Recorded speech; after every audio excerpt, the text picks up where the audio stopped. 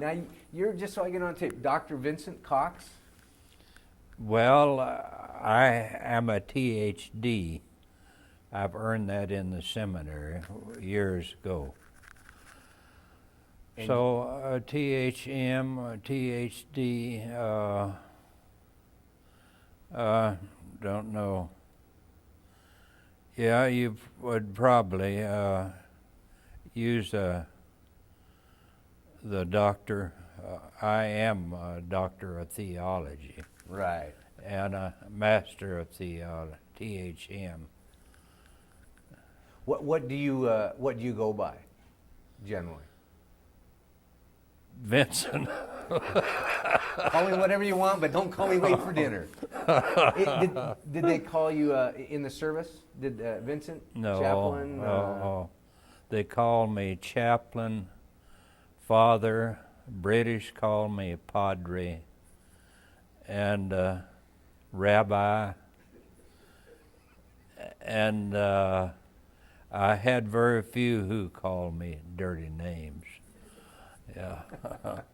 You were kind of on the safe end of things, where some of the ranking majors and colonels and everybody like that probably got all of the bad names. Where you were. Oh yeah. How did you get into being a chaplain? Had you done that before, or? No, no. I had the qualifications, seminary education, 2 years of practical experience, and I also was a graduate in engineering from the University of Tennessee. And just a little something here. He was in the ROTC in the National Guard. Ah. As he was going up in school. That's right. Prior to. So he had some military experience, you see, before he went in as a So I needed a job. I had a fiance. So what year did you go in? 41. Oh. 1941. So you were a little bit older than a lot. If you'd already done some seminary and all that, were you a little bit older than a lot of the? Yeah, right. So your 20s? Yeah. Well, I was 30. You were 28, I think, when you. Yeah, about 29 or 30. 28 when I went in. And I was over almost 4 years, like in a couple of months. And yeah, like in 2 months, I think. I guess he was 29. Okay. 33 when I came back. Huh. So you were engaged. We're coming out of the Depression, and you decide to enlist in the service. Right. That's it. I needed a job. What did your fiance think about you? Did you discuss it beforehand, or because you enlisted, prior to Pearl Harbor or later in the year? It was prior to Pearl Harbor. I was at Camp Perry, Ohio, when that announcement came over. The outside speaker, President Roosevelt, was making a speech to the effect that Pearl Harbor had been bombed by the Japanese. Let's see, did he declare war on Japan in the same speech? Possibly, I don't recall exactly. So you knew that at that point, when you went in, did you have a pretty good idea that we were going to war, or was Pearl Harbor the thing that all of a sudden really changed your perspective of what you had done? Possibly, but I was assigned to Camp Perry, Ohio, That's a reception center where they build structures for men that have been drafted. They come in, they have to have living facilities, they receive their clothing, and then they're shipped out to training camps. So it was an interesting project, really interesting. It was so muddy and so rainy there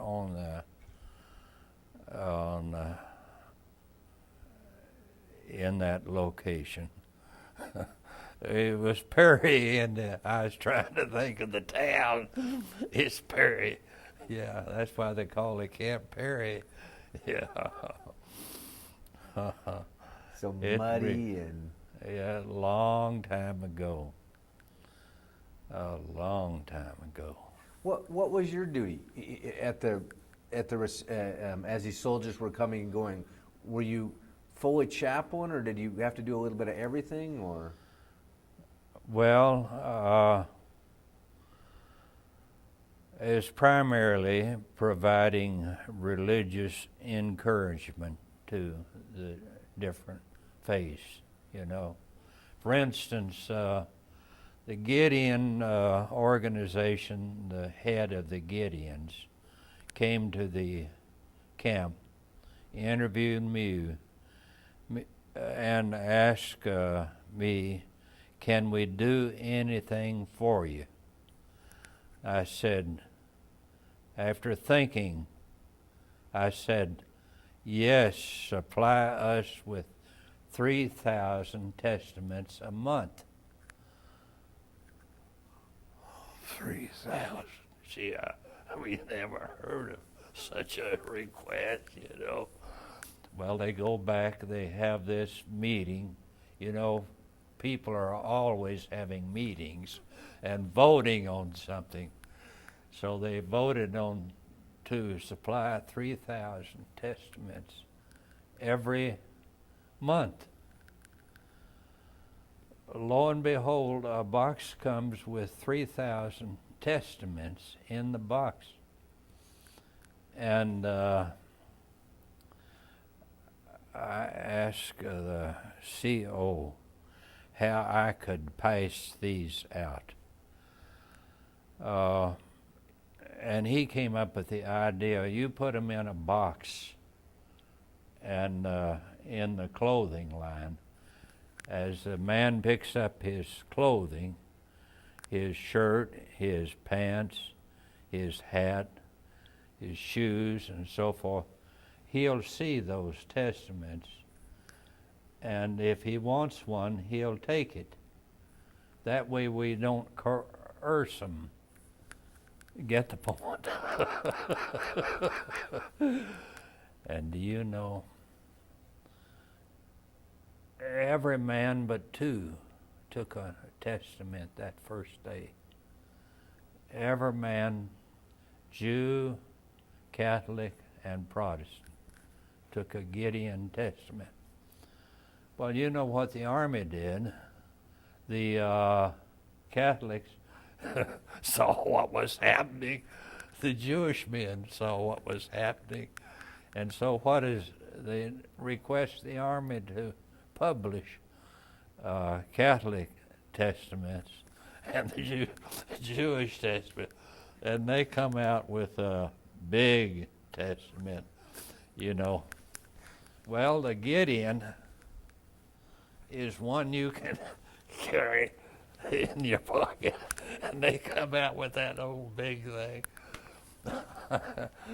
Well, which would you prefer?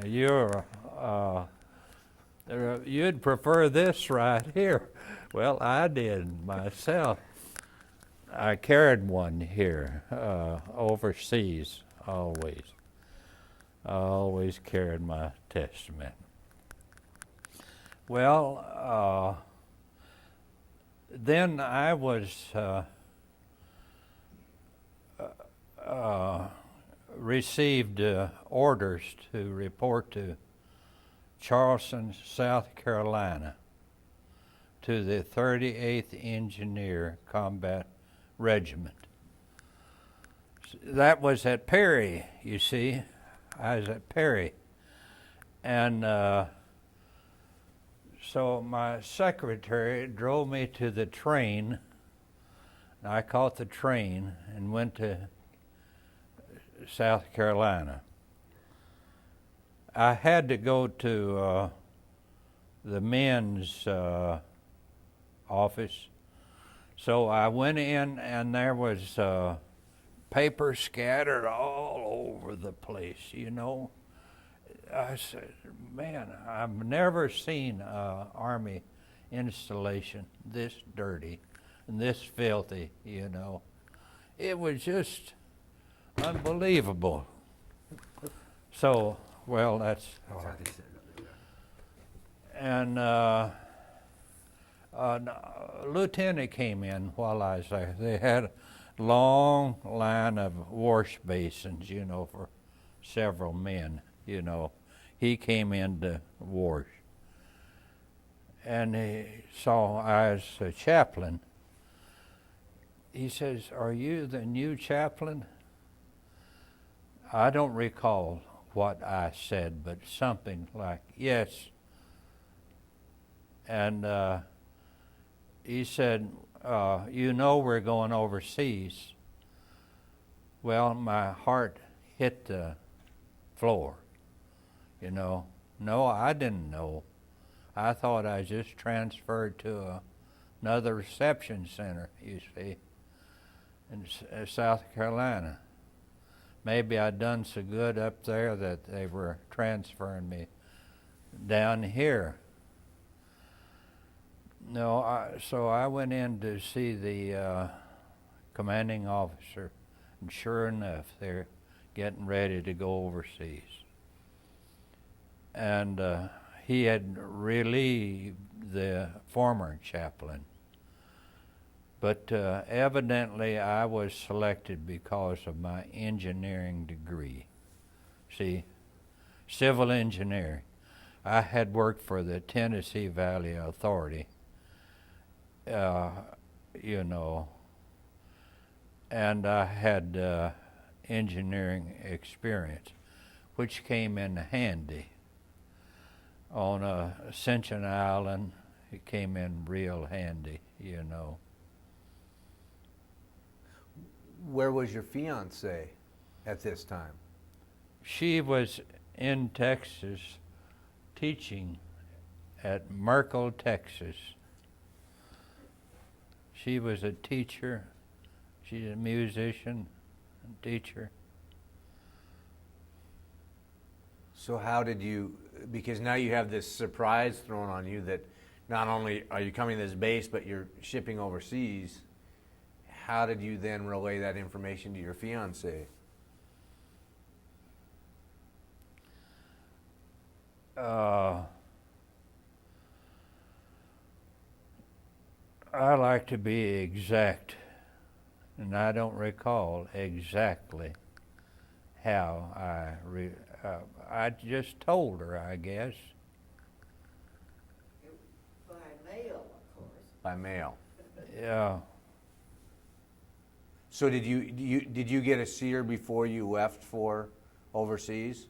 Or you just wrote her a letter and said, I've been assigned overseas and see you when the war's over? No, I didn't tell her I was going overseas. Or did I? Yes, I knew you were leaving, and we had a space of maybe a couple of weeks, maybe we could have been together. And we decided it was best not to get married. And then for him to be gone for a different length of time. Wow. It was a mutual agreement.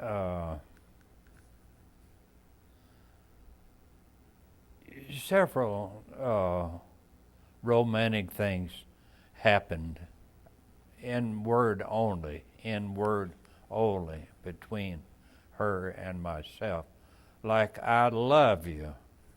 She'd say, I love you. People need to say, I love you to their wives more. And husbands need to say, I love you to their wives, you know. A wife needs to say it to her husband, and vice versa.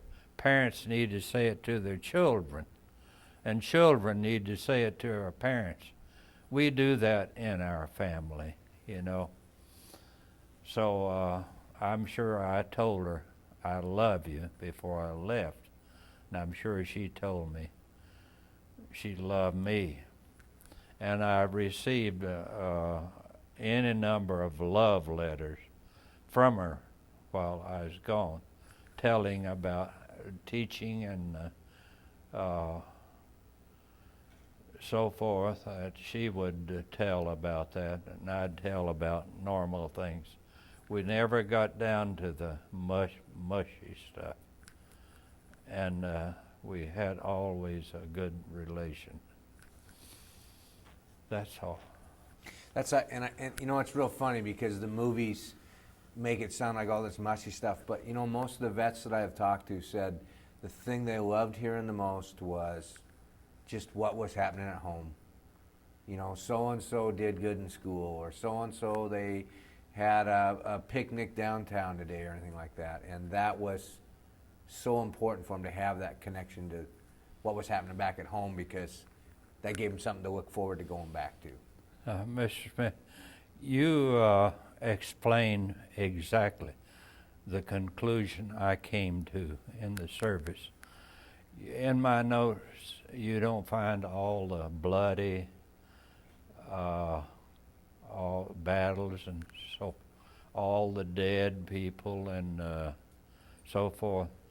But I figured that the most important thing was what you said, a letter from home. And home wants a letter from you.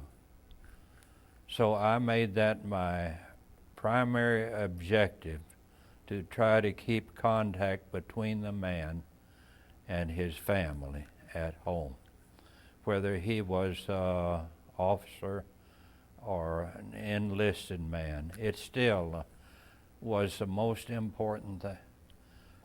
The morale builder, number one, I called it.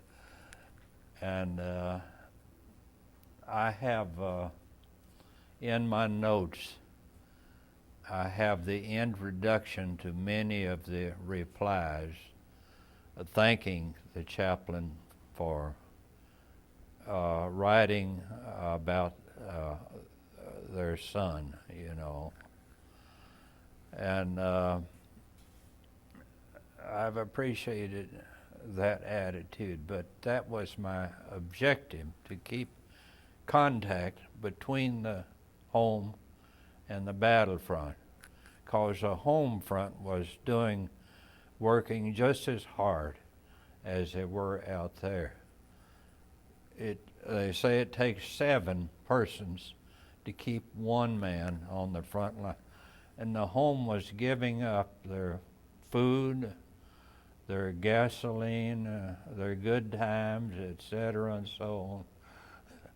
And we were just clomping around in the mud, shooting at one another. It's an interesting perspective on it. You know. You were over doing a job, I mean, working. And, right. Yeah. What was the chaplain's role, do you think? I mean, I know that a religious inspiration, but was it a morale booster? Was that kind of what you saw your role as?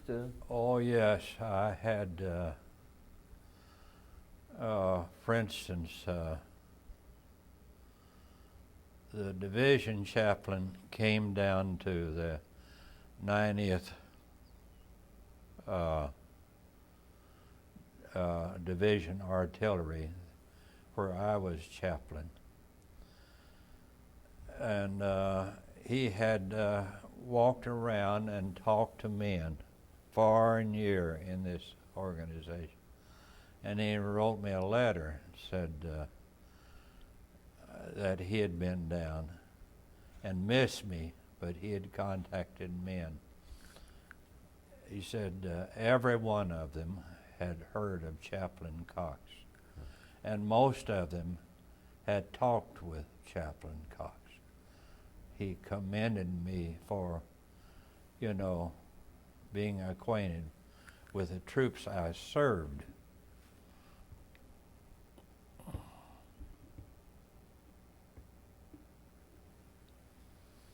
So you had a lot of one-on-one personal contact with. Oh, all time.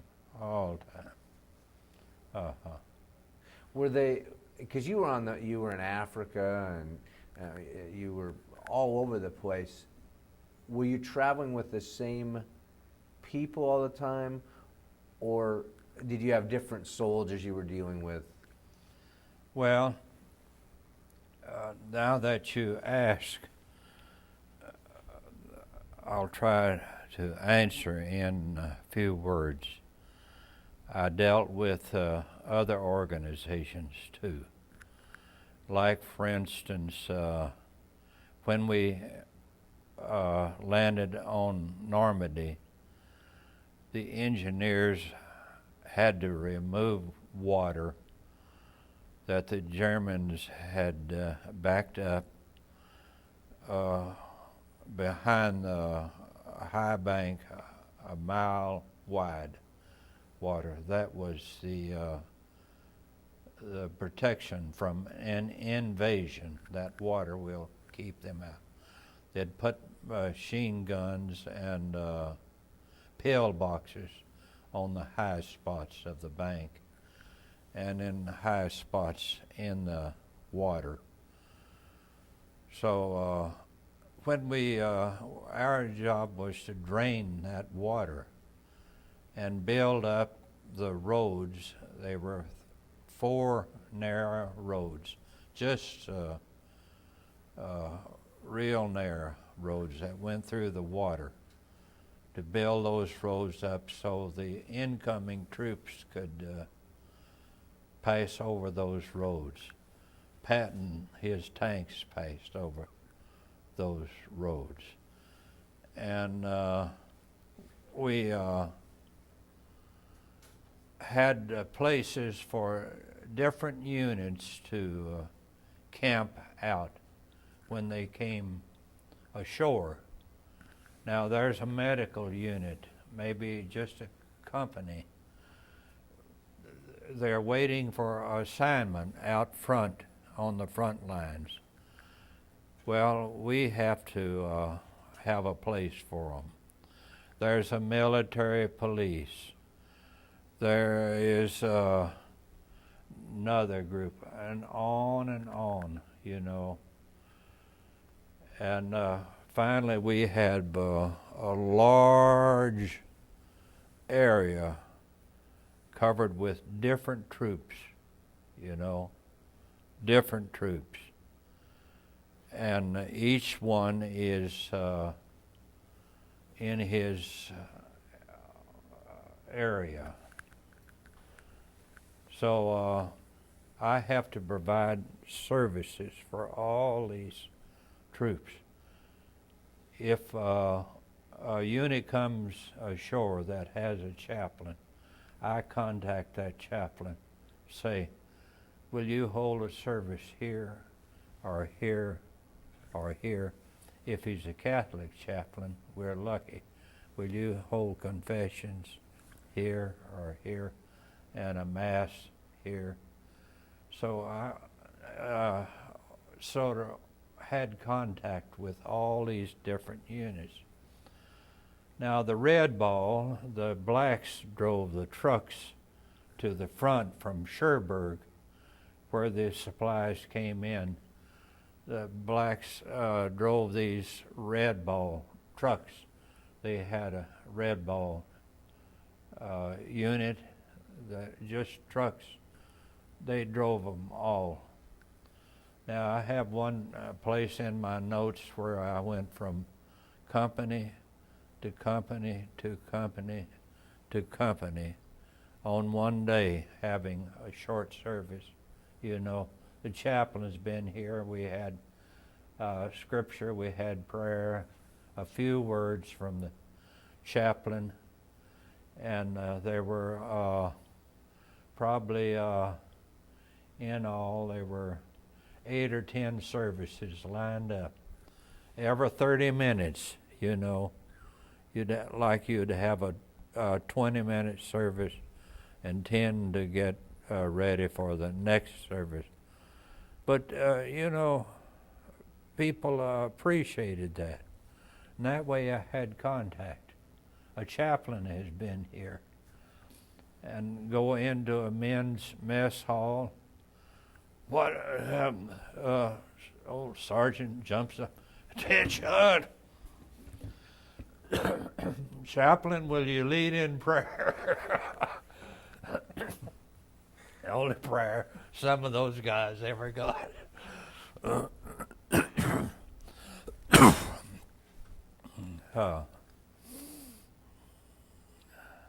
Was it challenging? Because you handled every denomination possible, right?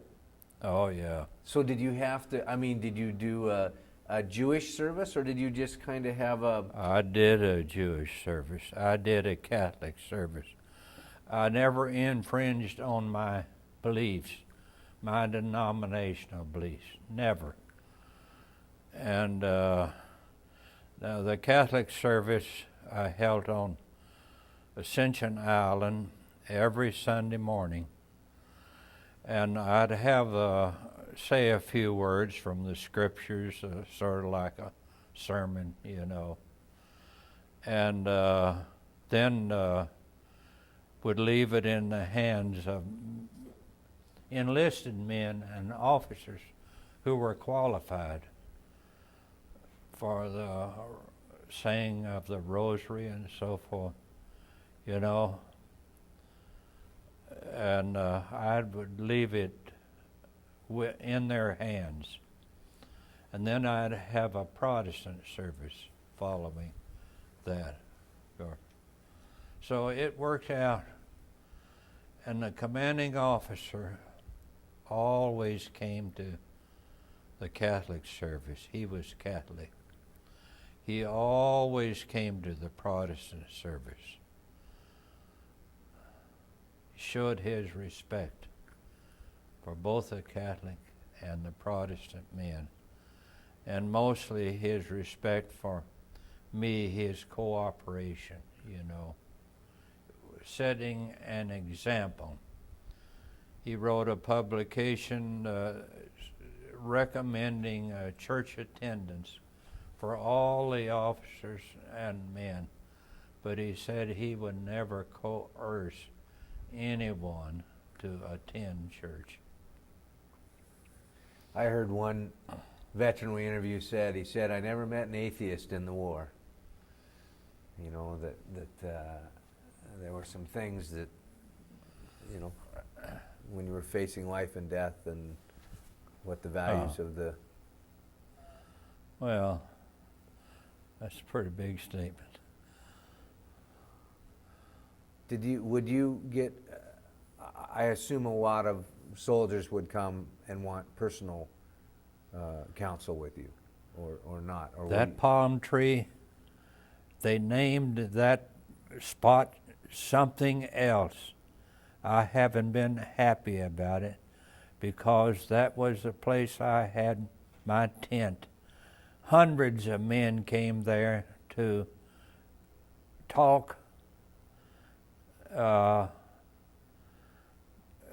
I could write letters, could pray with them, and even have a little service. What do? They go off and name the spot something else, not a chaplain's corner or the Ascension Church corner, something else. That's so disturbing. And what I kept as soon as I joined the outfit at Charleston, we were loaded on a coal ammo. That was what they call a victory ship. So many of them broke in two. We loaded 1,240 men and 61 officers, plus the ship's crew. Well, I was chaplain. I'm a workaholic. when I work, I'm a workaholic. You know, I had to get busy. I had to have a spot. I had to think through what I can do now. I'm chaplain. So I decided to take 3x5 cards, one for every man and every officer in the outfit. Write his name on the card, his serial number on the card, his company on the card, his religion on the card, his home address on the card, and then I used that card when the family wrote me a letter to John Bohannon. He was an outstanding man in the outfit. And I'd have John Bohannon. I'd have a date that the letter was received from his family. I'd have the date that I wrote his family.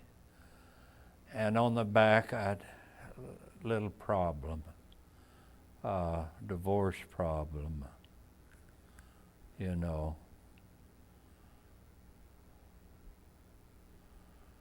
And I had those cards. I have them still. I thought, well, when I get home, I'll try to contact some of these families. I wrote possibly a half a dozen addresses, and every one of them came back. You know, if the person doesn't live there, the postal authorities send it back to you. Mm-hmm. Huh. So that's how you personalized 1,300 people. I mean, this also gave you, because I assume remembering names and faces, you're seeing so many people, that would be tough. But yet here, if you got a letter, you could look and, oh yeah, I know a little bit about this person. Is that some of what the cards were for too, or? No, I interviewed every man that I had a card for. Every man. I didn't write a card unless I'd interviewed the man. And I probably interviewed 90 to 95% of the men. And so I had personal knowledge. I found that certain percentage were Protestants, certain percentage was Catholic, 3% were Jewish,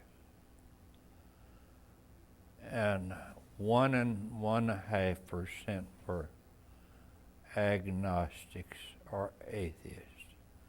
You sit down like I talk to you and give you time like you're giving me time here. I'm slow talking, so you're giving me time to explain things. Let him explain. Did you go to church with your parents? Oh yes, I went to Sunday school and church. So forth and on down the line, questions like that. Oh, Chaplain, I'm not an atheist, you know. The person himself comes to the conclusion he's got to believe in something. He's got to have faith in something, you know, or somebody. So why not go the Christian way, or the Jewish way, or the Catholic way? Well,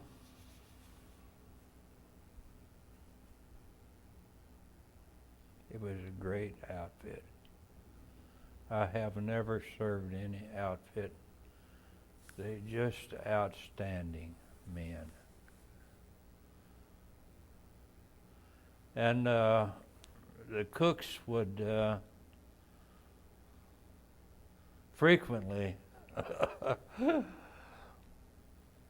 under the palm tree, we didn't only have serious interviews, but the cooks would bring something special once in a while. I loved that, man. Or an officer would get a pie or cake, some ingenious means, and he'd bring it over and we'd eat it together. And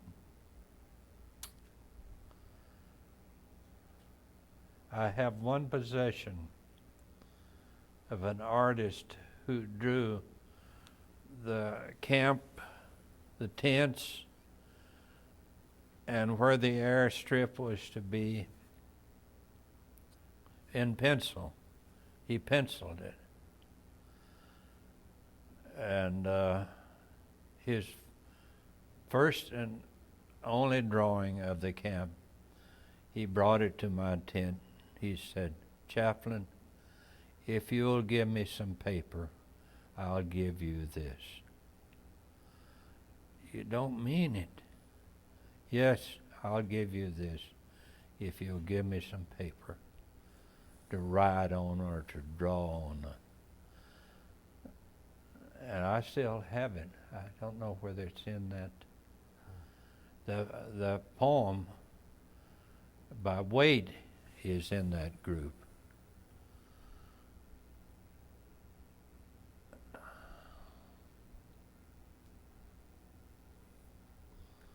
That was one of the soldiers, right, that wrote. Wait was a. Oh yeah, Yeah. yes, he was one. We had so many talented soldiers, and when we got to Africa, they would put on plays ever so frequently. The movie would take place once every fortnight. You'd get a movie, you know, you could watch. But those plays were hilarious. I mean, hilarious. You see those old top sergeants and sergeants up there, or privates, you know, in civilian life they were doing what you do, or oh boy. So did they create their own little skits and stuff? Oh yeah. Yeah, so it's all original. All original. The biggest one we had it in a Catholic chaplain in Leopoldville. The Catholics, you know, you wouldn't believe it. They loosened up and they really enjoyed the situation, you know. They'd come, the fathers would come and say, "Anything we can do for you." So, well, we had so many of them. One of my assistants was called John Kuzmarski. That's Polish, ski, Polish. Yours is, well, anyway. He played a violin in Philadelphia Philharmonic Orchestra. And he knew so many of those beautiful songs by memory, like Ave Maria, Serenade, several of them. And he would entertain the troops on occasions with his music, just beautiful music. He had brought his violin with him. Wow. Some men carry a French harp. I didn't have any Frenchies in my group. I was disappointed. I thought somebody should have a French harp here. That's a simple thing to carry, and it's not too hard to learn. But in the chapel that you saw a picture of in the Congo, in one side we had a 5-gallon can with white black stripes around it. And on the other side we had a can with black stripes around it. And then we had written on there for Catholic missions, and on this can for Protestant missions, you see. And so when the Catholic men had a service, they'd put money in this one. Protestant would put it in here. I never touched the money. The priest would come in, and then my assistant with the priest would take the money out, or the clergyman would take the money out and count it and give me a receipt for it. That was a policy. Excuse me, I don't think you mentioned the organ that you had, always a little organ that they could carry with them, a little pump. Oh, so you had a portable organ? Yeah, field organ. Field organ. Army issue? Yeah, right. And it worked. We had Kassenjammer played that. He's a Jewish man. He loved playing that organ for my services, you know. He was a musician in public life. And that was the only thing he had to play, and he couldn't play it too much.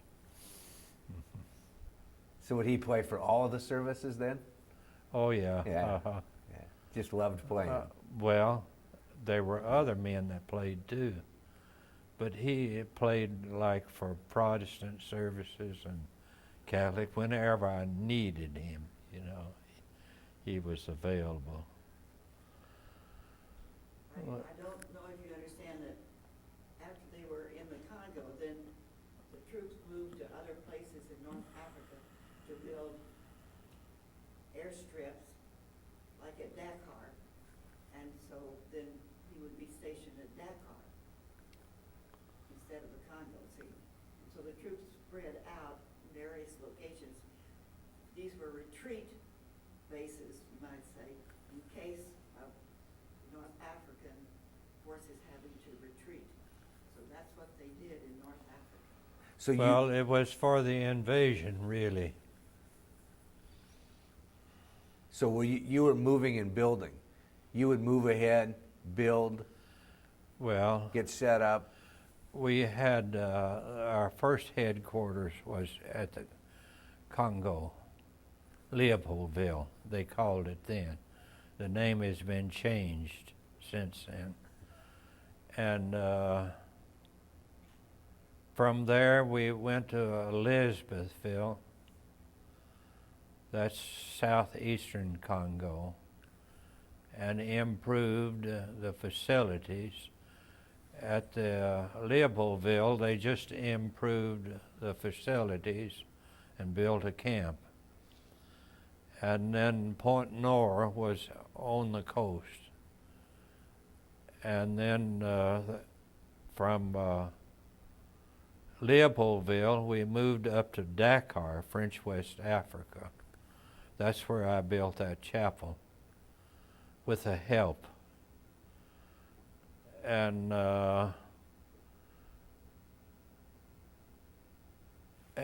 from there, the men were sent out to different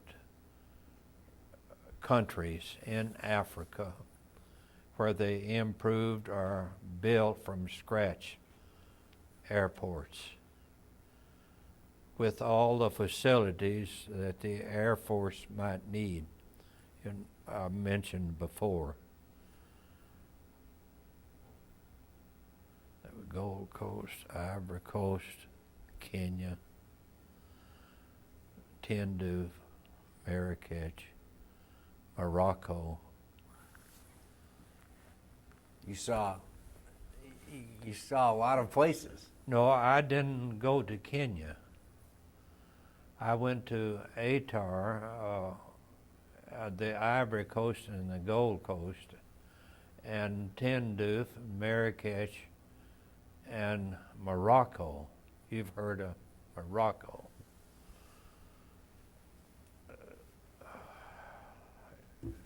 Then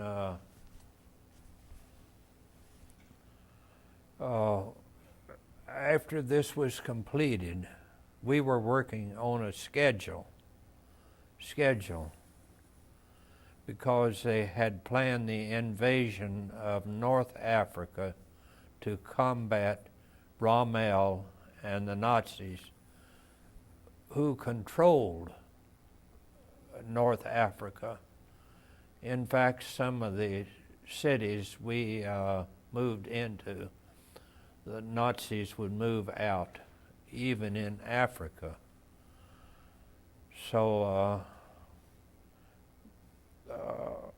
when these airports were completed, they could fly a plane from Miami to Recife, South America, to Ascension, which is in the middle of the Atlantic Ocean between South America and Africa.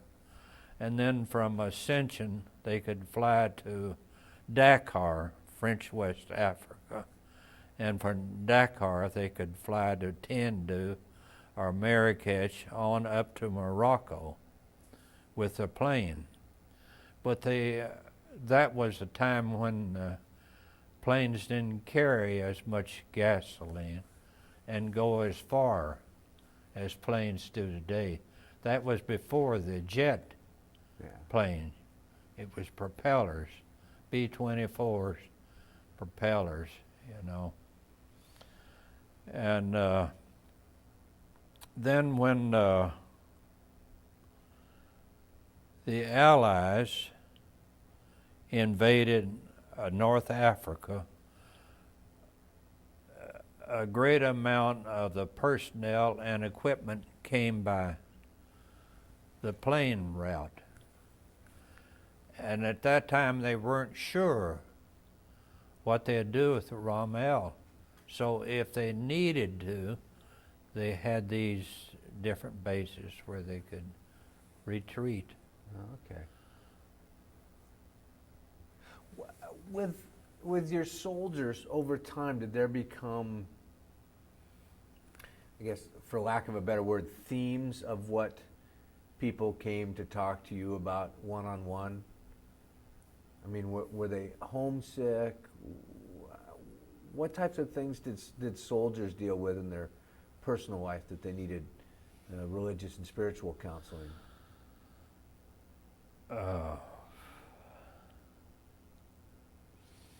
Well, frequently I wrote letters for them, but that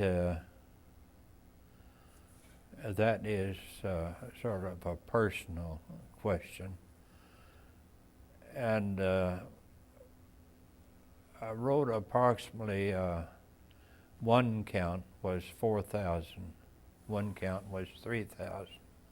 One count of incoming letters was 2,900. My assistant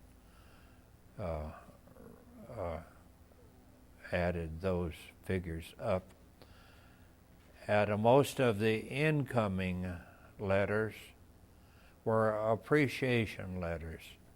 I may have one or two that question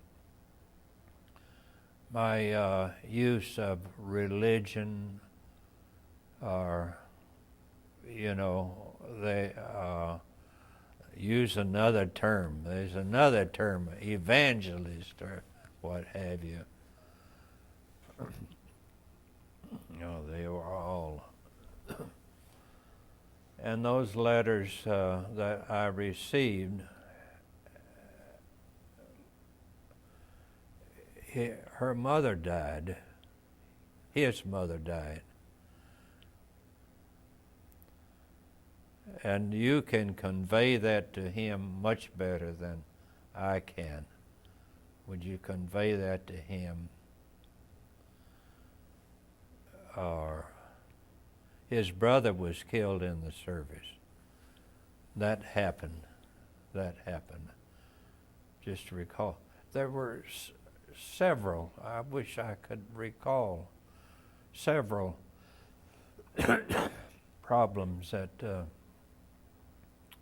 came to my attention.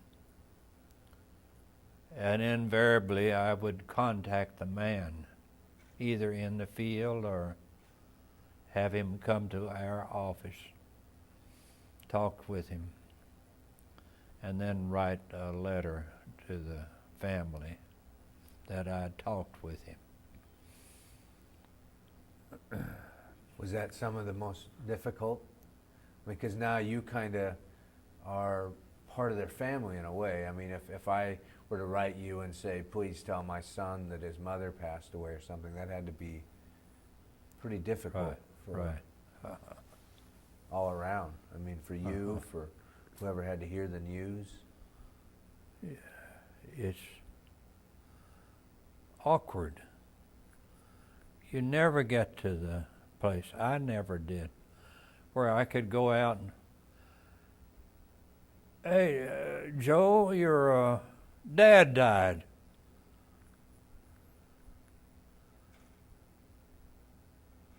So it's always an awkward moment. That Joe's an important person. He's a man. He's got his place in life. He's not a thing or a number. You know.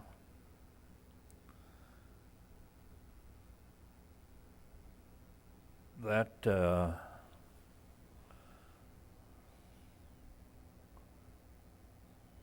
matter of writing letters. I kept my assistant busy. Excuse me.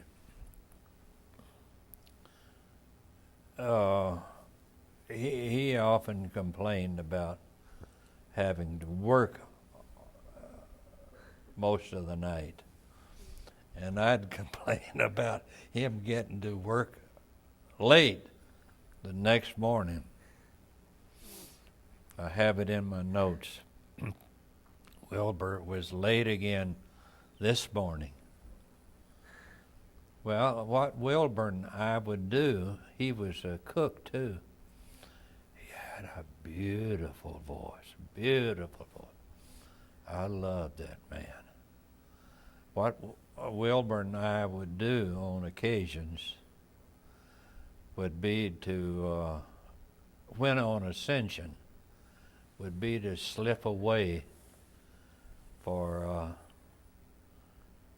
in the afternoon and go down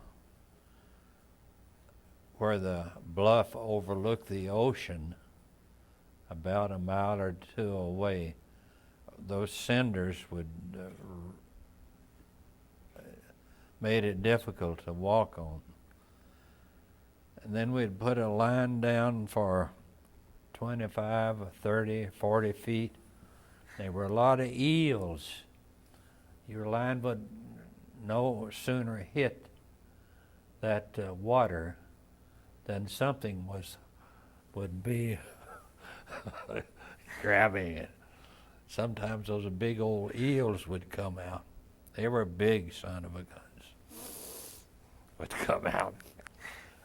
And they were short to pull up that cliff. And Wilbur would cook the fish or the eel, whatever we call. We just have a good meal, just a real good meal. Is that back under the tree again? Is that where you would? No, we were. There was no tree where we fished. It's just lava. Now, Ascension Island, where we were stationed, I love that place. when we first got there, the waves were so big, and the dock was just a flimsy dock, retained by the small element of British people that lived there. In fact, some St. Helenians were there, but not on the lower level. They were on Green Mountain. Gosh.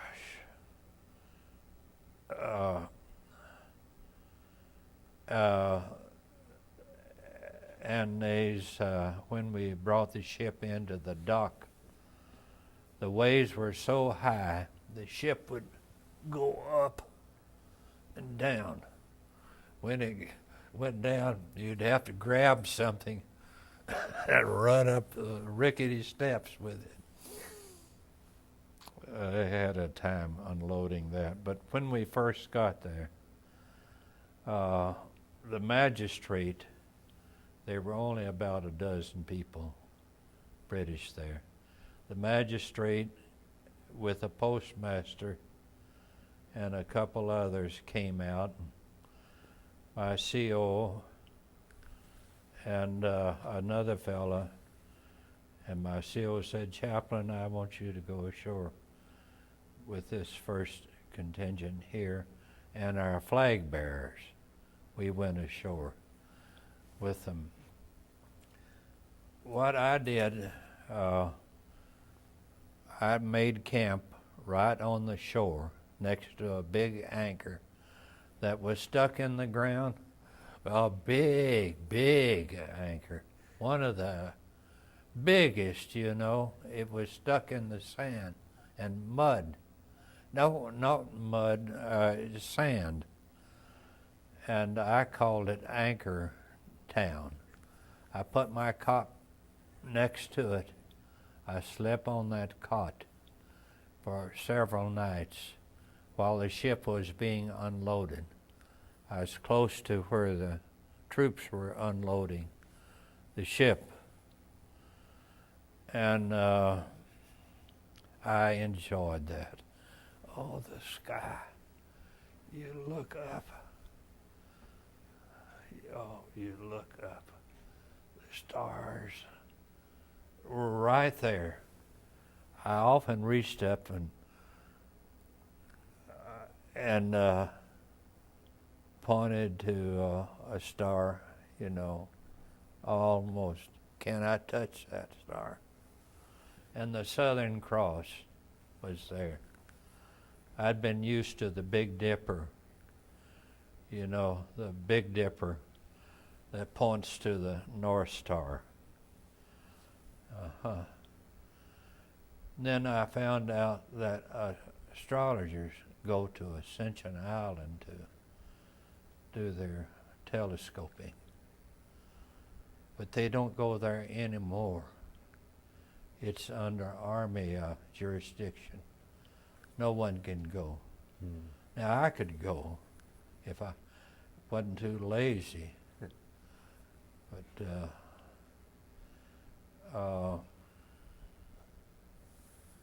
I should go back and probably complain about that palm tree having somebody else taking jurisdiction of that spot. See. Did you, in your writing letters, was it the chaplain's job if a soldier got wounded or killed? Was that the chaplain's job to write those letters, or did No, the CO or commandant would write those letters, but I often followed up with a letter. You see, on Ascension, they have these high waves. The shoreline goes down like that. Some places, like on Normandy, you have to walk a long way to get in knee-deep water. That's why when they unloaded, the troops had so far to run to get cover. But on Ascension, the shore goes down at a steep angle, which means that when the waves come in, an occasional wave will go up 20, 25 feet. In fact, I ought to know, I was standing on a rock way up there one time when a wave come up and grabbed me, took me out in the ocean, and I fought for my life. Well, I finally got out. But we lost 2 men that way. The waves, the extra high waves came in. And one was standing way, so on a high place, 20, 30 feet up there. That wave went up and got him. We couldn't get boat down soon enough to pick him up. He disappeared. Fish ate him. That's right, fish, the scavengers. I think you should tell about, I don't know how much time you're allowing for these things, but, you know, after Africa, then he went, the 38th Engineers went to England. Oh, okay. So England before the invasion, or you went to England after the invasion? Before. Before the invasion, you moved? Yeah. And so what was your duty in England? What was going on there? You were gearing up for the invasion, or? Well, we landed at Liverpool. We spent Christmas anchored off of Gibraltar. That was Christmas of 43 or 44. I don't know. 40.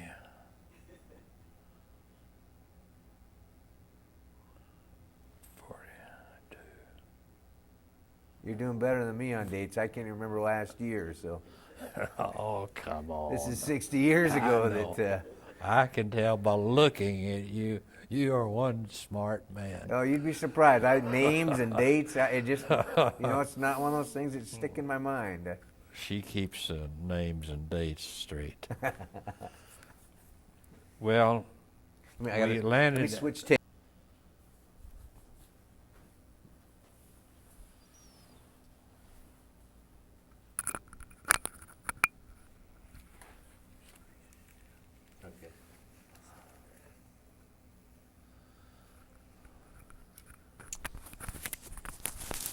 Okay, so Christmas, you're heading over to Liverpool. You're out in Gibraltar, you said. Well, we were anchored at Gibraltar on Christmas Day, waiting for ships to come to join us from the North African invasion. They had established a stronghold in Italy, and now they were moving out, coming to England to get ready for the invasion of Normandy. And we waited, our ship was anchored at Gibraltar. We had come from Poignant, and when our work was finished in Africa, we loaded at Poignant, close to Dakar, and came around to Gibraltar and waited for the convoy of several ships, and went to Liverpool, England, and took train from Liverpool to Hampton, England, where we put up our tents in vacant acreage and lived in those tents for quite a time. And while there, I held services for the troops in the field, out in the field. Makes a good place for our service. And also services for many churches that requested my presence at a particular service. Hey, he's a U.S. Army chaplain. Get him before you see him or hear him.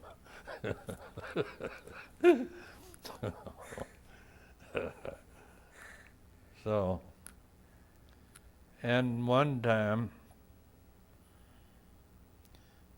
a letter came from the Army that I should hold a service in Eisenhower's chapel on a certain date. My CO had the letter. He called me out and showed me the letter that at a certain date I was to go into London and to have a service at Eisenhower's chapel. Well, that was 100 miles from London.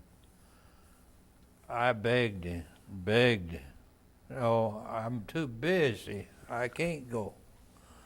Oh, Eisenhower's chapel. Who wants that responsibility? I don't.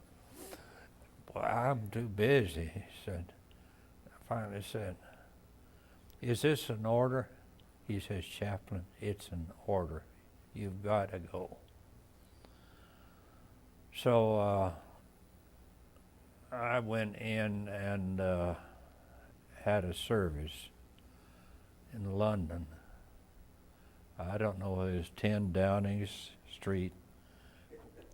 That's just another house as far as I'm concerned. But you'd be surprised at the stars, all kinds of stars on the shoulders of these guys, you know. Eisenhower wasn't there. He was busy. But his co-workers were there in numbers. Eagles flying around all over the place. Well, we have to lay behind those things that are behind and face those things or ahead, you know. And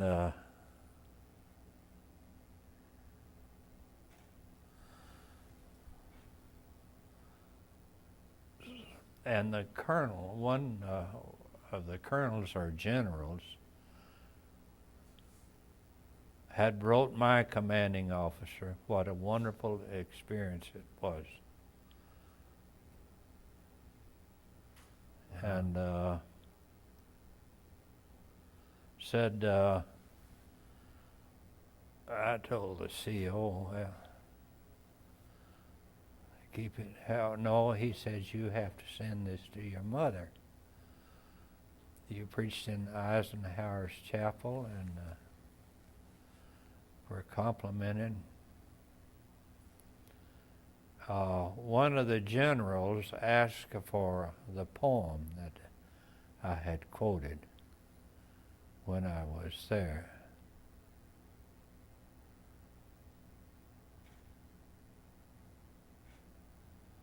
I will never let go. There are battles to fight by day and by night, for God and the right, and I will never let go. I will never let go. And may this be my song mid legions of wrong. O God, keep me strong, that I may never let go. Then I have to say, I don't know who wrote it. There are other verses that go with it, but those just came to mind. And this one that wrote the letter wanted that poem. I can just hear him saying to his command, "I will never let go." Wow. Yeah. So that must have been an honor to. Well, it wasn't, but I had been out an awful long time. You know, I had been out for years, and that's probably the reason the chaplain had picked me to go in.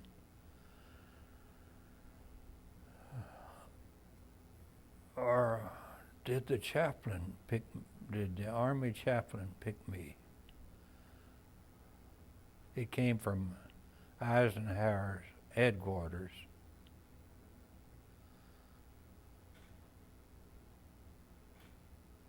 Now you, when did you end up at Utah Beach?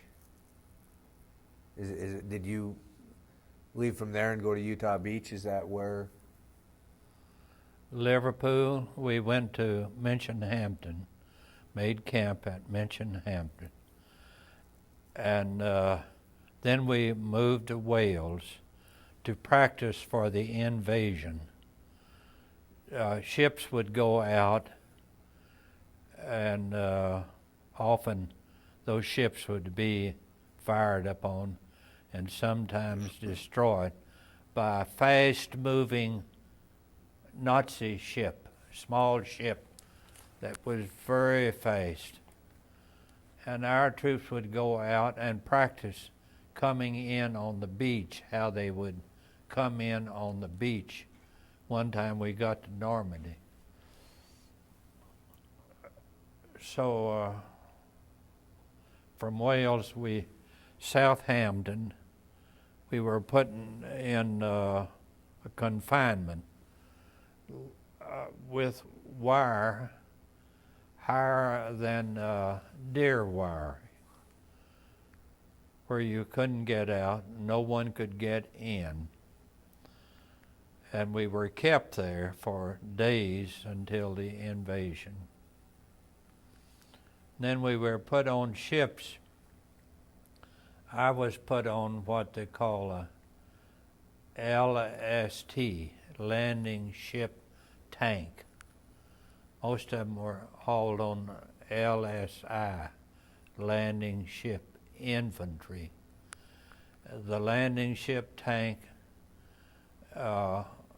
ship that carried us across, had a flap on the front that when it landed, that flap would go down and you rush out, you know, and head for shore. So that's how we got to Normandy. That Utah Beach. Utah Beach. Normandy, Utah Beach, Overlord, they called it. Mm-hmm. As a chaplain, did you carry weaponry? No, never. I wish I had one a few times, but never, never. My assistant did. Robert carried a weapon. I was lucky to get him for an assistant. I had one assistant who had told me, my chaplain, my job is to take care of the Jeep and to keep it clean, and maintenance and so forth. So I got Bob from the infantry. He had an eye that slightly went in the, you know. So, but he carried a rifle. He was such a good assistant. When we got to the place for service, he would set everything up take my organ in and get the books out, and he would even iron my clothes. He had a little iron, and there were places you could plug in an old building or so. You could plug that in. He would keep my clothes clean and pressed for me, so I looked halfway decent. Now the movies, and I don't want to get off into the gore and death or things like that, but one aspect that movies show all the time is a chaplain, priest, whoever, dealing with last rites. And was that part of battle for you, or is that a movie dramatization as you're going into zones like this and somebody gets? Well, I didn't have much of that. I had a few individual cases. This man was burned over 90% of his body. He was completely covered with gauze. You could see his mouth and his eyes, his nose, but that was about it. It's very difficult to deal with a person who is on the brink. Very difficult.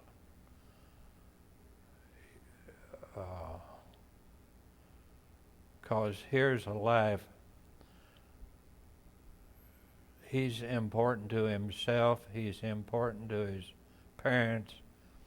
He's important to his wife, his children. He's important in many respects. How can you deal with a person so important in so many ways, and you know he's going to die? Well, this particular case, I took his hand. I said, we'll say together, 23rd Psalm, the Lord is my shepherd, I shall not want. He leadeth me in the paths of righteousness.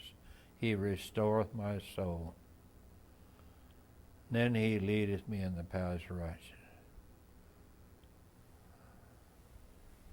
Well, though I walk through the valley of the shadow of death, I will fear no evil, for thou art with me. Thy rod and thy staff, they comfort me. Thou preparest a table before me in the presence of my Lord. Thou anointest my head with oil. My cup runneth over. Surely goodness and mercy shall follow me all the days of my life, and I shall dwell in the house of the Lord forever. Amen. That's about all you can do. Words, some people are smart enough to think of words, you know.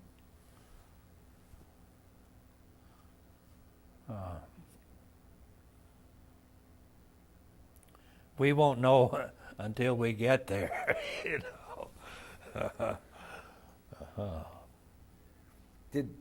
Did soldiers ever come to you with the moral dilemma? And I mean, I would assume that, you know, we're taught thou shalt not kill, but now our country is saying defend us, and a lot of that say better thee than me. I mean, they're shooting at us, and I'm shooting. But did soldiers ever come and face a dilemma and ask you, how do I deal with this aspect of war? Or well, there is a commandment, thou shalt not kill.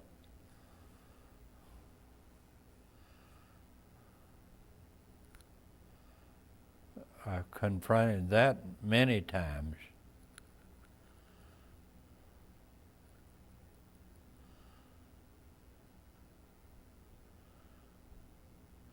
No, not too frequently.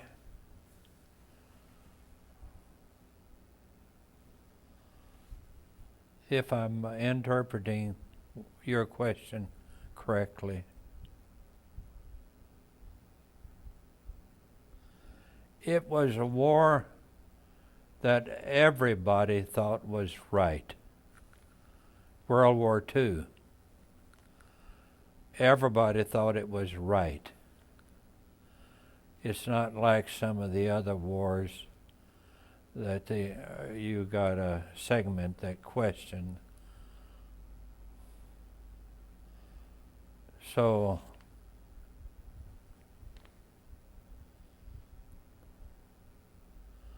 we had a case where a man struck an officer, knocked him down. I felt sorry for the man and for the officer. That is a rule or regulation, Army. You can't do that in the service. They have to have some rules and regulations regarding that. This was a fine officer, great guy, you know, a good officer. And this fella went off. No, he didn't go off the beam.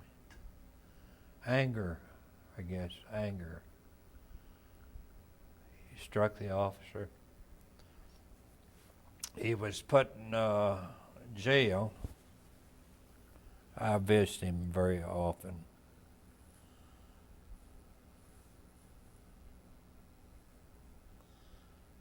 I wrote his family. I have the letter I wrote. I kept that letter because this involves rules and regulations, Army discipline, and so forth. You want to be careful when you write a letter that involves, you can't up and say, hey, the Army did something wrong, or the man did something. Well, the man did something wrong, no question about it, but I wrote a long letter. I kept trying to find words. When I write letters, I keep writing and keep thinking, I want to find the right words, you know. I want to find the right words. Now, you wrote quite a bit, and if I understand right, one of the people that you wrote was General Patton. Is that correct? All right. What did you write to General Patton about? Well, I told you that one of our missions was to drain the water and to keep those roads open through the water so our incoming troops would get inland over those roads. Well, Patton brought his tanks over those roads. They were very narrow. And what the guy would do, the kids driving the tanks, they'd close the hatch. Hey, I'm in Germany now. I've got to protect myself. Instead of leaving the hatch open where they could see where they were going. And the tanks would go off in the water and the mud. That happened sometimes more than one time a day. Well, it takes a lot of heavy equipment and men to move that tank and get it back on the road. And guys were cussing and going on and taking off of their regular jobs. So I just sat down and wrote Patton. I told him, you create a morale problem in this outfit. He wrote that letter back. What? I don't have the letter. So he answered you. Oh, yeah. Wow. He was a great commander. Is And You got attached to Patton, is that right? I mean, your unit, or were you not attached to Patton's unit? I was attached to the 3rd Army. He was commanding officer of the 3rd Army. I never knew him personally. I never saw him personally. I thought one time he came to one of my services, but I'm sure I was wrong. Now, did you also end up at the Bulge, Battle of the Bulge? End up where? At the Battle of the Bulge? Did you end up that far? Oh, yeah, right. In other words, Patton was the one that relieved the troops that were enclosed.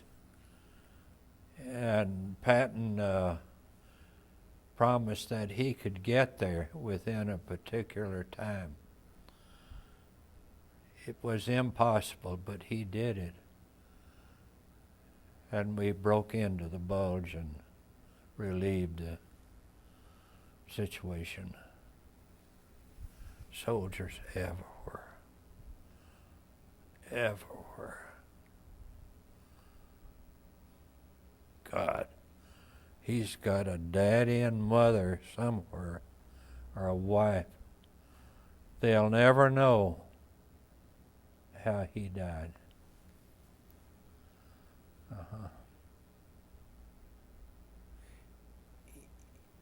Is that the hardest part of war? Oh.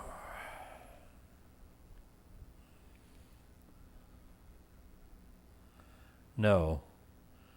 The hardest part of war is the separation.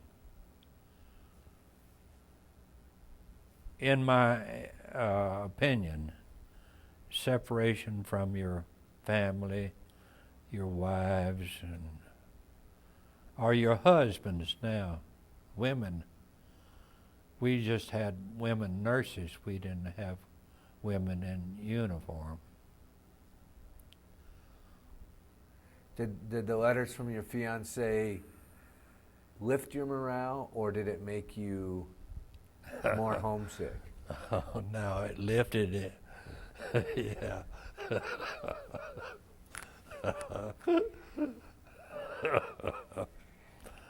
Oh, boy. Yeah. 1,000 words in that laugh right there. Just the joy that. Do you remember what? And again, I don't want to get into personal details, but do you remember what you wrote back and forth about? Did you just write average everyday? Boy, I enjoy being under my little tree here, or? Yeah, that's what I wrote about what was taking place. Insofar as I could, I sent it to her, and she wrote back about her teaching, about her family or her friends, so forth, never forgetting to say, I love you, you know. I would say that in my letter, too. I'll have to tell you this, that he sent money to his mother to order flowers for me every month. That's Every right. month I got fresh flowers from him. That's So you right. wrote your mom. You'd send her a letter and some money, and I sent my money to my mom. She put a certain percentage of it in the church, or bought New Testaments for the kids. Certain percentage, a certain percentage would go to my little brothers and sisters. Certain percentage of my mom and dad. Certain percentage in my bank account. and one more percentage you forgot. Flowers to your fiance. Right. Uh-huh. Yes. I didn't. You didn't tell him what kind. The tide flowers that he sent were buried, but I received more gladiolas than anything else. And to this day, we have a backyard full of beautiful, beautiful flowers. Has quite a green thumb. and a romantic guy. Yes. That's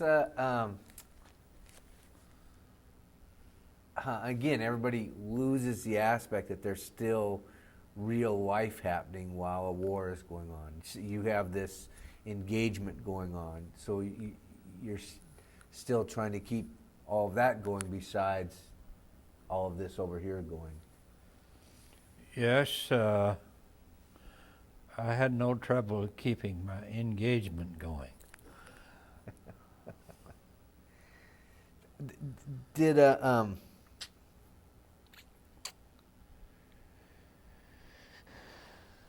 I have one question here, which I don't know. Cart Town. Does that ring a bell? C-A-R-T, town, Cart Town? Cart Lake, Cart Town. Oh, I'm sorry. Captures a town. It says C.H. Cox captures town. This is on the bulldozer. Oh. Did you capture a town on your own? I didn't write that. This is about That, Chaplain Vincent Cox, who serves as faithfully 38th, has taken to life infantryman with a good deal of zest. As a matter of fact, he set an example for the rest of the officers to shoot at. Captain Vincent Cox, whose ringing Sunday sermons have convinced many of the boys there are their ways.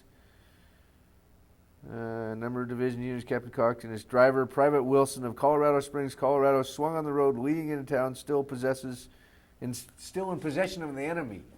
So you showed up in some town that the enemy still... Well, I had no choice. If I'd had a choice, I wouldn't have been there. That's for sure. Well, it's hard to explain. I was chaplain of the 90th Division Artillery. Well, our infantry regiments would go in different directions, and the artillery had to support all of the infantry divisions in the 90th Division. So a gun position would be over here, a gun position would be over here, a gun position would be somewhere else. I tried to get to those gun positions on special occasions, or to have a little service, or to kneel in the mud and snow and pray with somebody, you know. I didn't see that was wrong. I felt that was part. That guy's out there, he can't come to a service, or so you take a little service to him. Well, it so happens these divisions go that way, and the Germans are all in between. You don't have a line. You don't have a stopping place or a starting place, a straight line. So I'm going from one point to another. This town's in between. See, it's still in German territory. I come out on this road.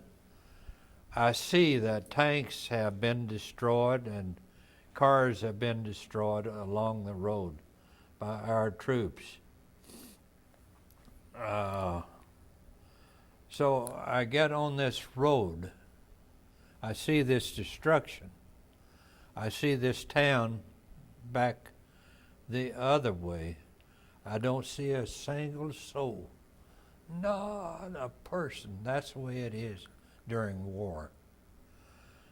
And so I tell my driver, maybe we ought to go to the town, get better protection up there than down that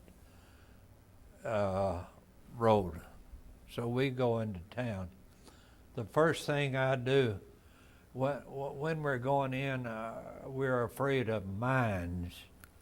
any minute we'll run over a mine or some one will shoot us, you know, from a sniper. We get into town, the first thing I ask for, I want to see the burgomaster, you know, burgomaster, I called out. Well, they understand burgomaster. He's the mayor of the town. So I go to the courthouse in the center of town and get inside. And as I get inside, a high-ranking German officer comes out of the burgomaster's office. I figure they've been in there destroying vital material, you know. I just figured that. I don't say a word to him. I'm not about to say, "You're a German. I'm an American. I don't like you. You don't like me." No, he walks right by me and walks out of the building and back toward his lines. So there are the French, a large number of French that have been held captive in the town. They are released and they come up toward the courthouse. In the meantime, I have asked that a flag be flown out of the windows, a white flag. I'll give you until 2 o'clock. I don't know, remember if it's 2 or 1 or 3 o'clock. You asked me a question, I'm trying to answer it. So, right on the minute, a flag comes out, a white something comes out of another one. And they're the odd shapes, you know, anything white. They have on a pole sticking out the window. That is they surrender. See, we're surrendered now. Chaplain is going to treat us right. We're surrendered. Then I tell them to bring in all their guns, their swords, and their cameras. They confiscated cameras too.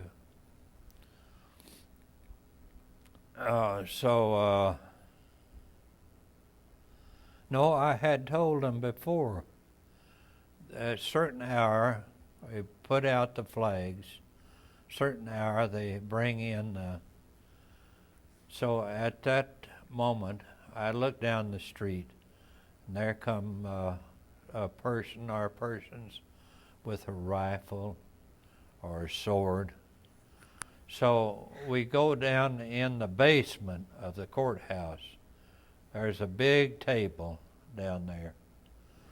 So when they bring in their weapons, I have them to put them on the table.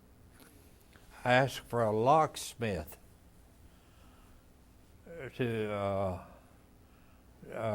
so they bring in a locksmith. I have him to deactivate all the rifles. And then I have them carry the rifles outside and stack them on a walk just outside the building. Then these French prisoners come, and I have them to break all the rifles, just break them, deactivate them that way, so they break all the rifles. The pistols and cameras I put in the back of the Jeep. I take them back to my command, and give them all out to the troops who will never get the opportunity to do what I did, go out front. You know, give them all to the troops. I sent one home. My son has it in Wendell, Idaho, at this time. All the cameras, I kept 35 millimeter, an old camera, very old and beat up. It was left in the Jeep. So, there goes the town, and there goes Chaplain. So you and your driver took this whole town all single-handedly. Well, that's the way it's written up. I didn't write it up. In fact, I was so surprised when this publication came out. Chaplain Cox captures city, you know. Now, I've been in worse situations than that. I was in a situation where they shot me out of town. They shot you out of town? I mean, you were driving in there shooting at you while you're... No. No, it was a place, another town that I came up on like that, much small place. And I went in and asked him, that burgomaster, maybe he ought to surrender, so forth. I found some American prisoners in there, or Canadian prisoners. God. Canadian prisoners, I guess. But I had a Jeep load of them, and I told my driver there's a machine gun nest above the road. We come out and go down the main road. There's a machine gun nest up there pointing down on this road. So he dashes up in the Jeep and gets up there at a protected spot. And so I bring the released prisoners through some high grass up to the main road, and we get in a ditch on the other side, and this machine gun up there is right above our heads, you know. This is what it's like crawling on your stomach. The ditch wasn't very deep, you know, just deep enough to conceal us. We crawled up there, finally got to the Jeep, got in the Jeep, we went out of there. I didn't know whether we'd get out or not, I thought. But what happened,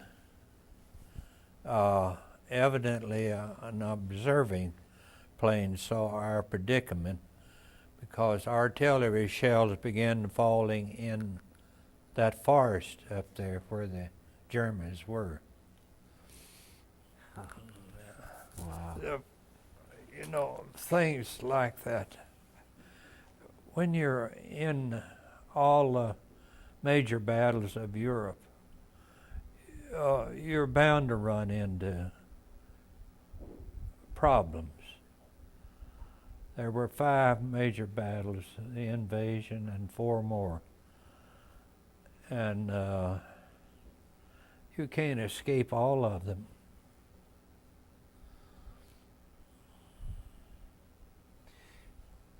Do you think that there's a message that should be left with future generations from World War II, from your perspective? Well,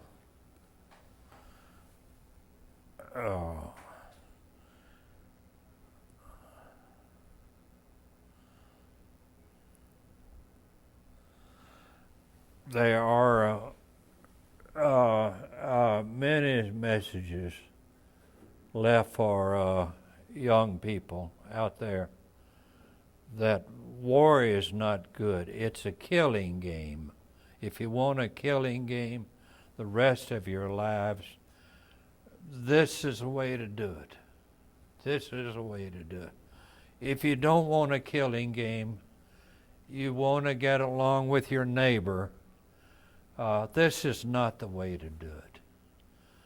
But wiser men have tried to come up with a solution, and they've all failed. The Bible says there shall be rumors of wars and rumors of war. And World War I was a war that would end all wars. World War II was a war that would end all wars. It's the same repetitive claim, you know.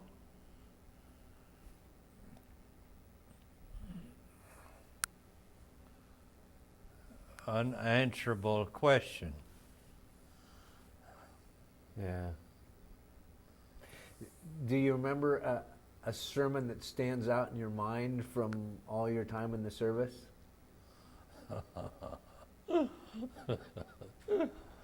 Oh, I don't remember any of them. Is that right? I have. The troops that liberated Dachau concentration camp too. At Dachau? What that must have been, to be with the troops that liberated Dachau. So that must have been beyond. We liberated a concentration camp. I think Dachau was liberated by the troops south of us, but we liberated one concentration camp. You have seen on TV people behind the wire, these concentration camps with people behind the wire. You have seen that on TV. Yes. I've seen. That's exactly what it was like. Gaunt faces, skin and bones, bearded, their checkered uniforms. The hopelessness, absolutely no hope. It's just a hopeless. All the life has gone out of their eyes. They're just muttering human beings. And these long graves outside, 50 feet long, dug by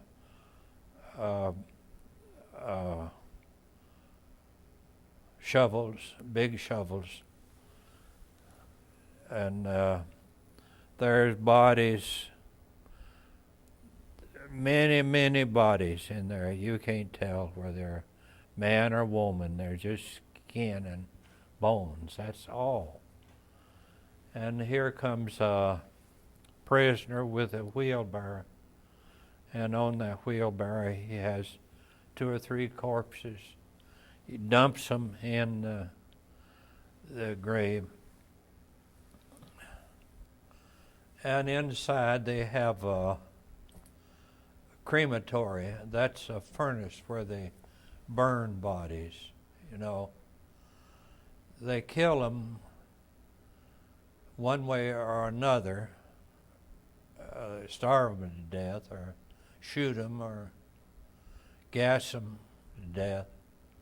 And then they burn them in these furnaces. They have a place they dump the off ashes. And the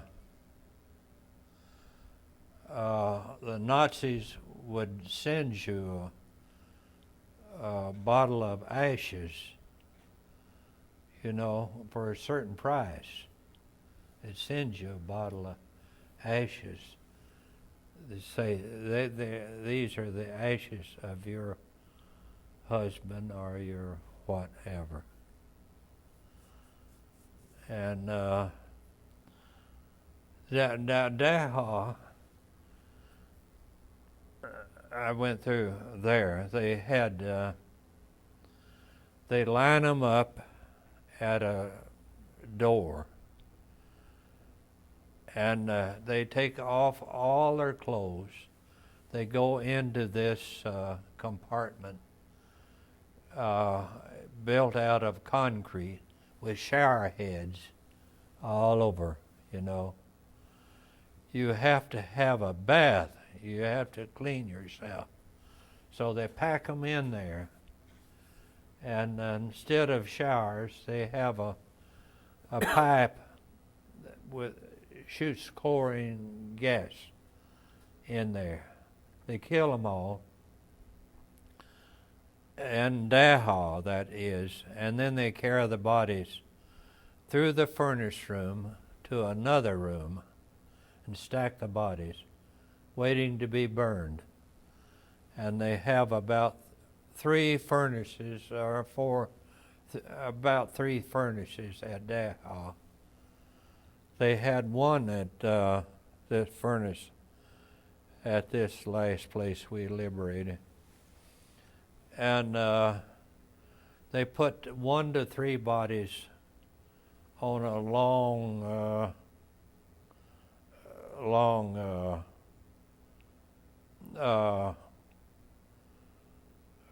metal tray. That's what it is, a metal tray. Handles at each end. They put bodies, 1 to 3 bodies. They carry them in there and shove them into the furnace. And man, the furnace I saw was hot, really hot. And they burn them. Of course, we didn't stop the burning process. Something had to be done with the bodies anyway.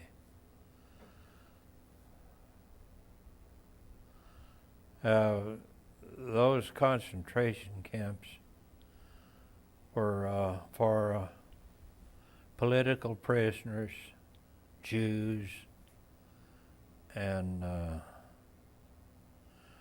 troublemakers, just troublemakers. They had usually had numbers, you know. They kept pretty good records.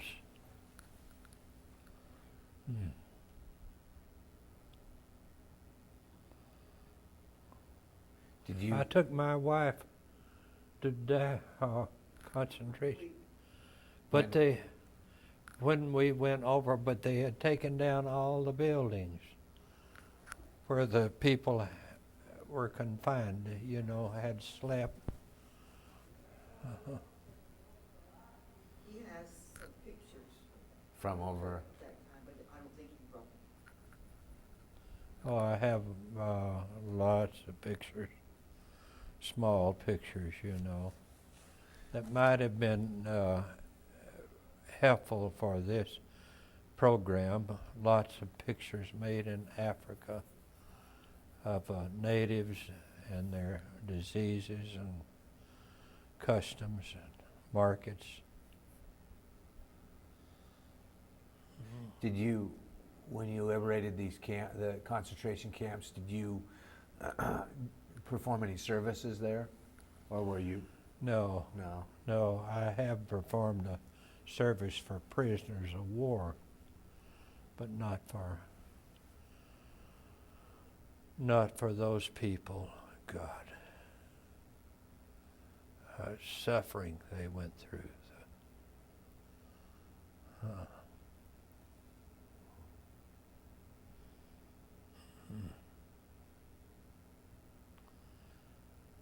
Well, war, the fruits of war, the good things about war, what are they?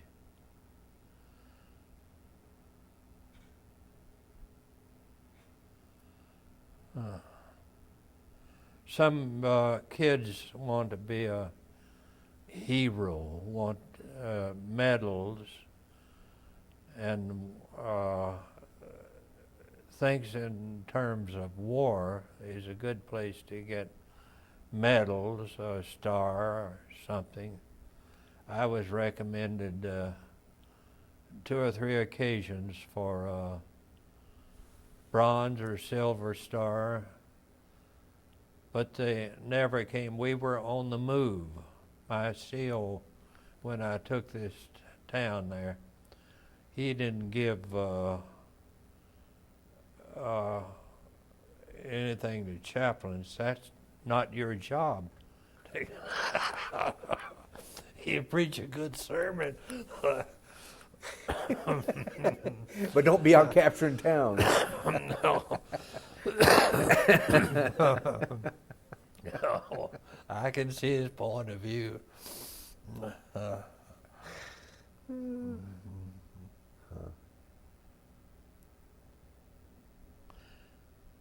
There's so many things we could talk about.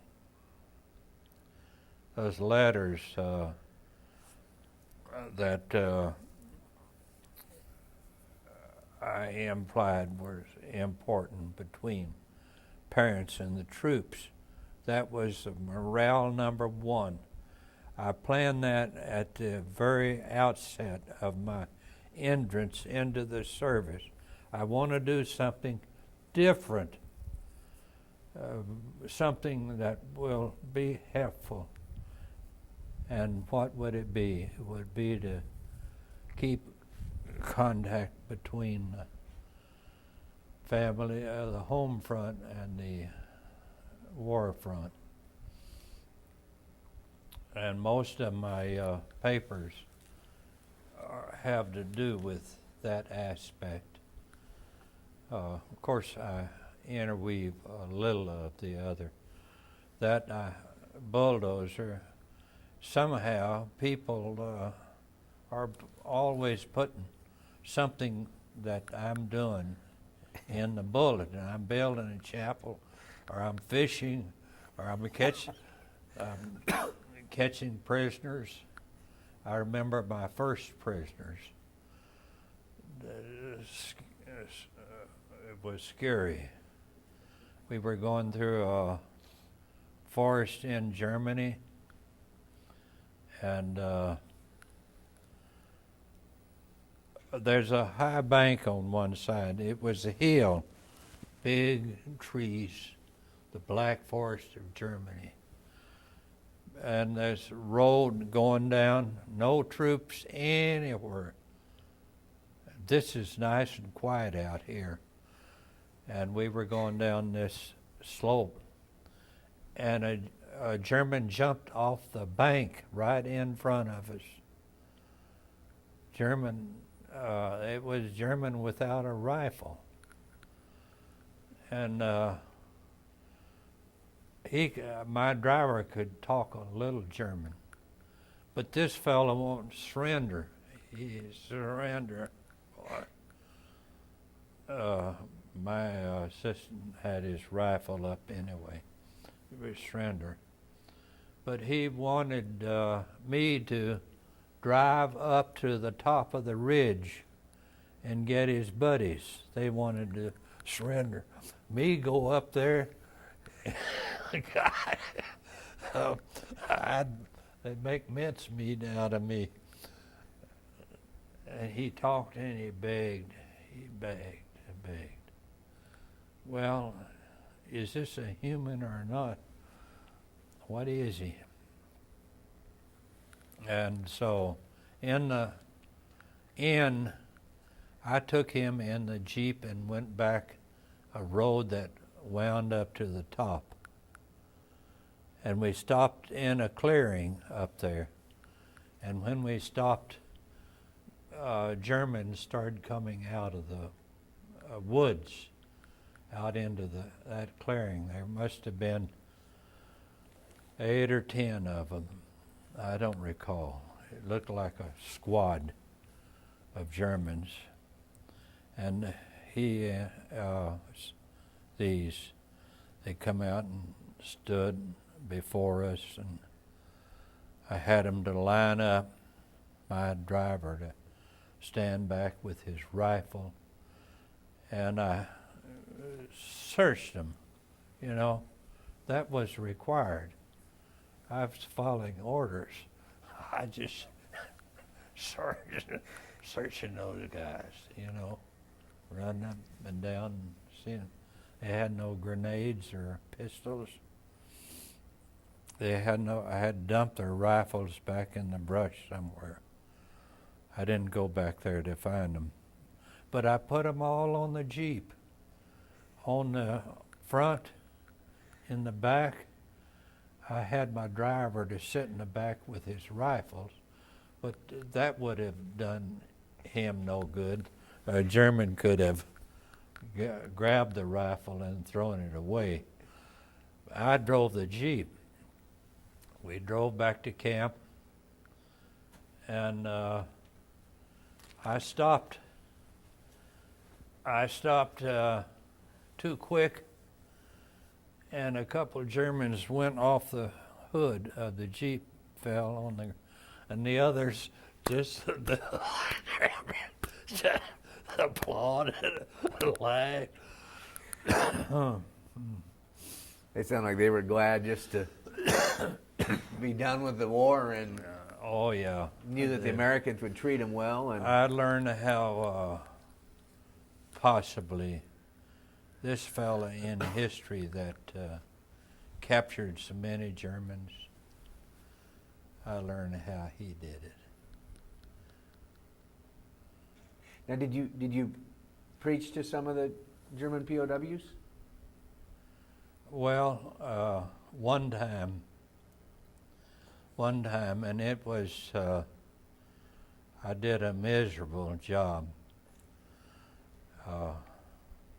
trying to come up with something, think of something, and after it was over, I wish I'd just read the Beatitudes or something else. I had an interpreter that could speak German and English, you know.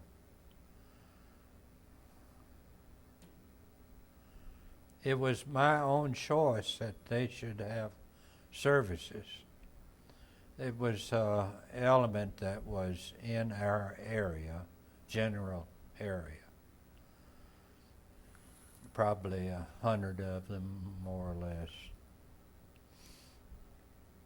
Mm-hmm. What did you think about them? What did I think about? The Germans, yeah. I don't recall what I thought about. What I think about now, I wish I had done it differently. You know, instead of trying to think of something to say, just read some scripture. Because I realized that they were hanging on to every word you said. Every word. What's going to become of me? Will he tell us what's going to become of me? Did they seem, do you remember if they seemed glad that somebody such as yourself took the actual time to? Well, they didn't express themselves. Funny. You know, GIs, they're always laughing or joking in their foxholes, laughing and joking. Not Germans. And even less Russians, you know. That's what causes that? That Americans don't say anything funny. They just say something, and it spontaneous laughter, you know. I think that's good. I'll go the American way. Do you, when we started this interview, you said that you haven't talked to many people. No. Is this something that in your mind is best for you personally to try to put behind and? Well, I put it behind because I didn't think it was good. I don't think it's good for these men to go out here in these memorials. They cry and hug one another. They bring up all that information. It's not wrong, but it just wasn't for me. I had few bad dreams, but not many. I've had few, and I was on the losing end. Was a bad part of it.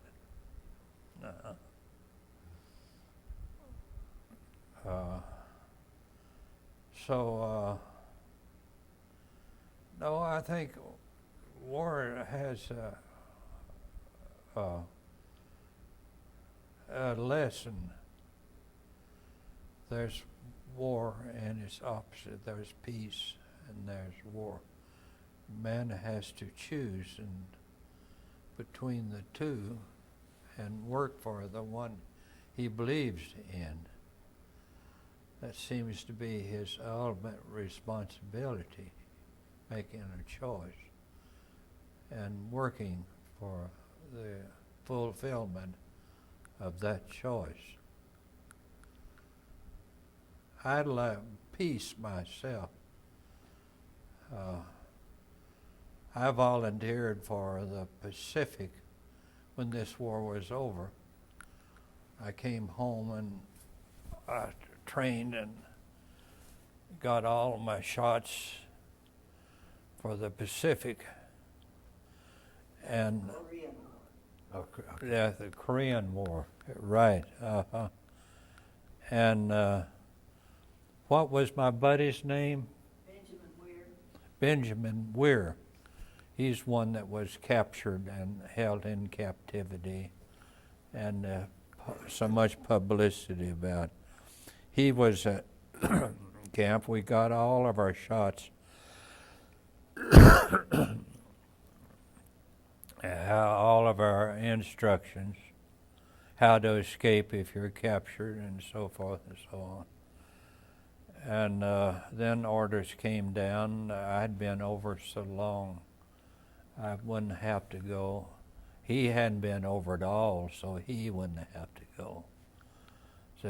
I said, what are you going to do? I'm going back, and I want to be a missionary to east, somewhere over there. And he finally wound up a captive, and he was held captive for a long time. What are you going to do? I'm going back to the seminary and get my doctorate. So he came through town. They elected him president of the National Presbyterian Board.